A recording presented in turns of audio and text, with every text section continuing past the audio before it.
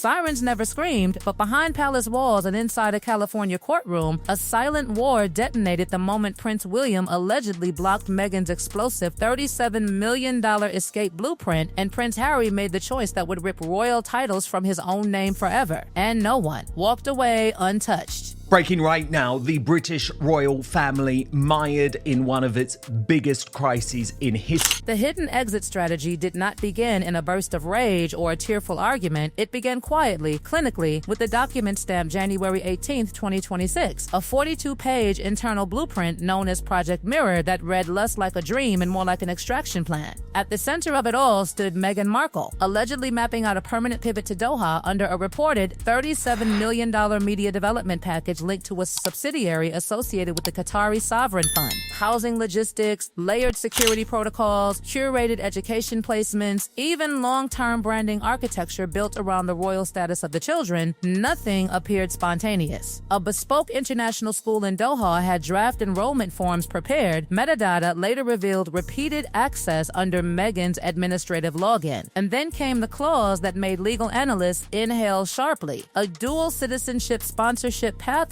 that could anchor the children within Qatari jurisdiction. Jurisdiction changes leverage, and leverage changes everything. Offshore channels reportedly connected to a Culver Limited, structured through Cayman and British Virgin Islands entities, appeared in the background like quiet financial scaffolding. Private aviation logs showed repeated round trips between California and Doha, booked not through personal accounts, but intermediary corporate shells. Each detail alone looked explainable. Together, they formed a pattern that felt strategic. Time just days before a structured February 11th custody framework under California law that operated within the Windsor, California Reciprocal Accord of 2024. Relocation without mutual written consent was restricted, yet Project Mirror appeared to sketch an alternative pathway, one that legal observers warned could complicate enforcement mechanisms under international child abduction conventions even without a technical violation. This was not just relocation, it was reinvention. And when servers were examined and travel logs surfaced, another machine had already started moving thousands of miles away in London, and Meghan had not calculated one crucial variable. Prince William was already watching. The response from London was not emotional, it was surgical. Within days of the January 18th documentation surfacing, William convened a closed session with the Royal Household Financial Office. No press conference, no fury, just procedure. Windsor-linked assets co. managed with Prince Harry. Trademarks, licensing streams, deferred royalty agreements were placed under independent escrow review. A $7.8 million savings portfolio accessible through joint structures was frozen by court order. The 33-acre Hartwell estate was flagged for asset review. These were not symbolic moves, they were brakes applied to a vehicle mid-acceleration. Relocation requires liquidity. Williams slowed the fuel lines. Forensic filings later revealed $2.3 million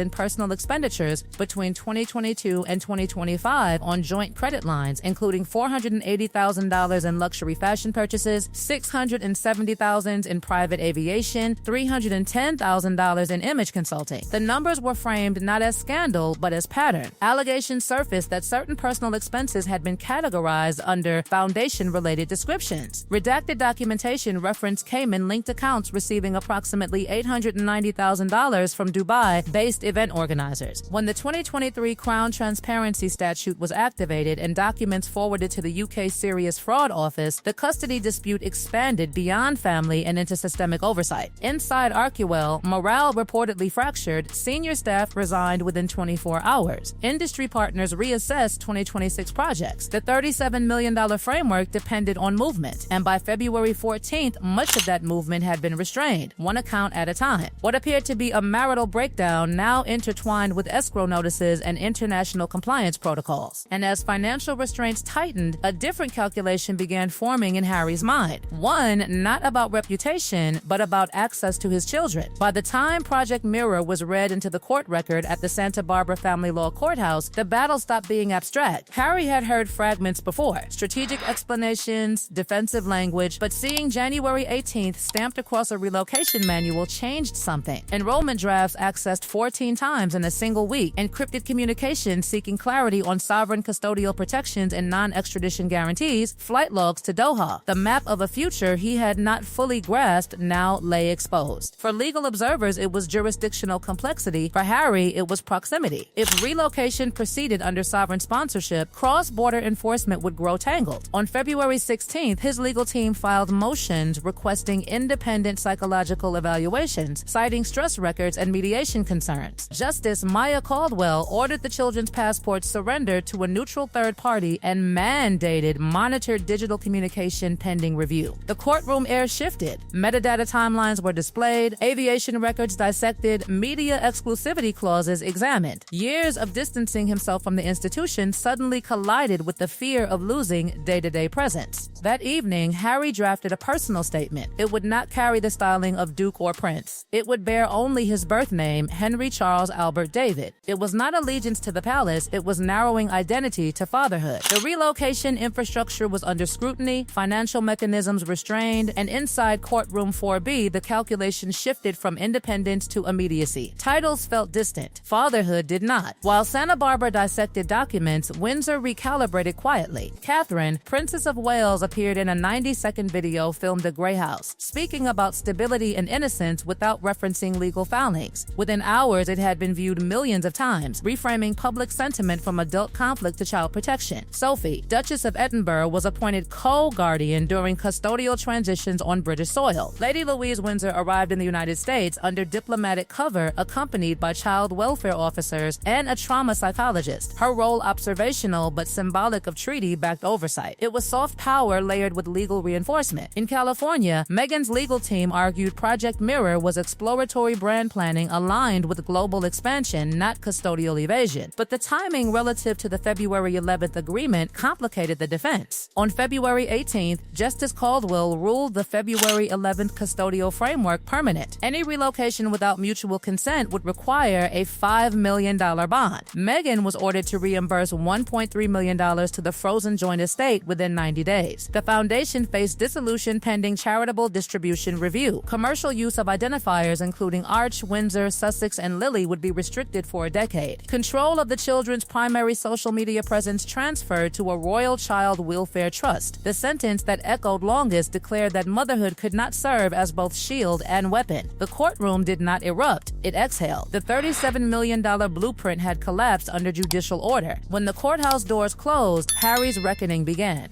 Suspended for years between crown and autonomy, he now stood narrowed to one role. He released a handwritten statement signed not as Duke of Sussex, not as Prince, but as Henry Charles Albert David. No ceremony, no triumphant return, just a name written deliberately. Inside the royal household, the response was restrained. No reinstatement announcements, no reconciliation pageantry. The Sandringham Declaration on Sovereign Minor Protections ensured the children's status remained shielded regardless of Harry's positioning. The contrast between brothers crystallized, William reinforcing systems that outlast individuals, Harry retreating from machinery that defined him. Archwell's governance unraveled, trustee positions vacated, protective protocols ratified. Media tone shifted from glamour to accountability. Approval ratings reportedly plummeted, public perception reframed as isolation versus institutional steadiness. One half of the former Sussex partnership stood constrained by court orders and reputational fallout. The other, stripped of titles, stood with singular focus on fatherhood. This was not spectacle. It was jurisdiction asserting itself over ambition. And as evening settled over both Santa Barbara and Windsor, one truth hardened beneath the gossip and the filings: a $37 million escape plan had detonated a silent royal interception, and in the debris, a prince erased his titles to protect proximity. But was the name at the bottom of that statement a surrender, or the first move in a far more dangerous second act? The cameras thought the war ended when courtroom 4B emptied, but the real tremor began hours later when the palace computers refreshed, royal registries updated, and one name quietly shifted from His Royal Highness to something far more human and far more dangerous: Henry Charles Albert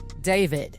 That single signature did not just close a chapter, it detonated a psychological earthquake inside the monarchy. Because while the headlines screamed about the collapse of a $37 million relocation scheme, insiders whispered that this was never just about Doha, money, or media packages. It was about power, narrative, and who would ultimately shape the future of two royal heirs. The fallout moved fast. Within 48 hours of the February 18th ruling, trustees connected to Archewell were formally removed, advisory boards boards dissolved and emergency compliance reviews initiated across charitable structures tied to prior Sussex initiatives. The legal language was sterile, but the message was brutal. The institution would not allow ambiguity to metastasize. Financial officers in London finalized escrow confirmations, ensuring that any residual liquidity linked to joint ventures could not be redirected overseas. The Hartwell estate remained under review. Trademarks that once carried aspirational branding energy were quietly placed under institutional supervision. Every mechanism that could have supported Project Mirror was now sealed, audited, or dismantled. And inside that tightening web stood Meghan Markle, facing not dramatic exile but something colder: restriction. Court-imposed reimbursement deadlines, frozen foundation assets, and a 10-year prohibition on leveraging identifiers connected to Arch, Windsor, Sussex, or Lily commercially created a perimeter around her future business architecture. Her legal team publicly framed the ruling as a procedural outcome of exploratory planning, but behind the scenes, reputational recalibration began. Streaming executives paused. Publishing timelines shifted. Strategic partnerships entered review mode. The shift was subtle but undeniable. Fascination turned to caution. Meanwhile, in Windsor, Prince William did not celebrate. He fortified. Internal memoranda confirmed that the Sovereign Minor Protocol, a framework designed to insulate royal children from reputational and jurisdictional turbulence, would be expanded. Welfare oversight, digital monitoring safeguards, and educational continuity plans were updated to ensure that no cross-border maneuver could destabilize the children's legal anchor again. Observers noted the contrast in tempo. California had been reactive and emotional. Windsor was procedural and patient. And then there was Prince Harry, or rather Henry Charles Albert David, standing at the fault line between both worlds. The night after his handwritten statement went live, palace historians reportedly dissected its implications with forensic curiosity. It was not a restoration to royal duty, it was not an apology tour, but it was a narrowing. By stripping titles from his signature, he removed ceremonial armor and any institutional leverage that could be perceived as weaponized. Some insiders described it as surrender. Others called it strategy, because once you remove rank, you remove expectation. And once you remove expectation, you become unpredictable. Public reaction fractured along generational lines. Traditionalists praised William's containment strategy as proof that centuries-old frameworks still outmaneuver modern celebrity. Younger audiences expressed conflicted sympathy, seeing Harry's choice as a father's pivot rather than a prince's defeat. Approval metrics reflected volatility, sharp declines in support for Meghan, modest stabilization for Harry post-statement, and a measurable surge in favorability for the Prince and Princess of Wales as symbols of continuity. Media outlets that once framed the Sussex narrative as liberation began using words like oversight, audit, and containment. The glamour haze dissipated. What replaced it was paperwork. And paperwork in royal conflicts is often deadlier than drama. Behind closed doors, discussions reportedly unfolded regarding long-term structural separation. Could Harry ever re-enter the working royal framework? Officially, no negotiations were announced. Unofficially, palace sources suggested that the machinery had already moved on. The monarchy does not pivot around individuals, it absorbs shocks and recalibrates. The Sandringham Declaration on Sovereign Minor Protections guaranteed the children's status regardless of parental turbulence. Educational pathways were reconfirmed. Digital exposure was centralized under institutional trustees. The monarchy did not escalate rhetoric, it demonstrated permanence. And in that permanence lay the quiet power that Project Mirror may have underestimated. Because while a $37 million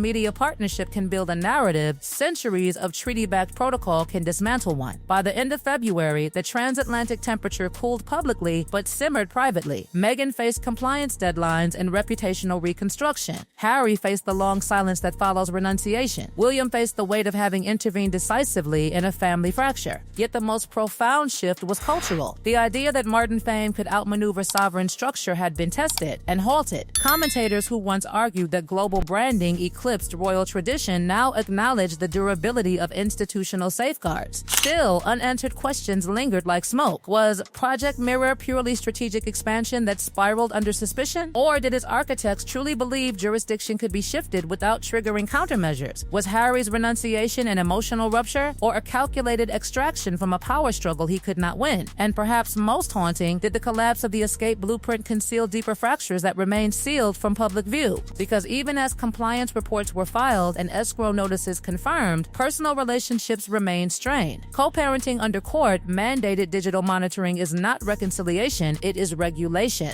Family dinners cannot be legislated into warmth. Trust, once eroded by metadata timelines and aviation logs, does not restore overnight. Yet life continues beyond courtrooms. The children remain shielded under expanded willfare oversight. Educational transitions proceed under dual jurisdiction safeguards. Public ceremonies continue in Windsor without reference to February's eruption. And Henry Charles Albert David, no longer shielded by title, no longer positioned between palace and spouse, walks forward defined not by rank but by restriction and responsibility. The monarchy stands recalibrated, not shattered. Meghan stands constrained but not erased. William stands reinforced but burdened. And somewhere between Santa Barbara's palm line quiet and Windsor's stone line permanence lies the truth that power in 2026 is no longer about crowns versus cameras. It is about control of narrative, jurisdiction, and access. The $37 million plan may have collapsed, but its shockwaves permanently altered the balance inside one of the world's oldest institutions. So was this truly a custody battle, a financial unraveling, or the moment a future king demonstrated that modern influence cannot override sovereign architecture? And if a prince can erase his own title with a pen stroke, what else inside that ancient system is more fragile than it appears?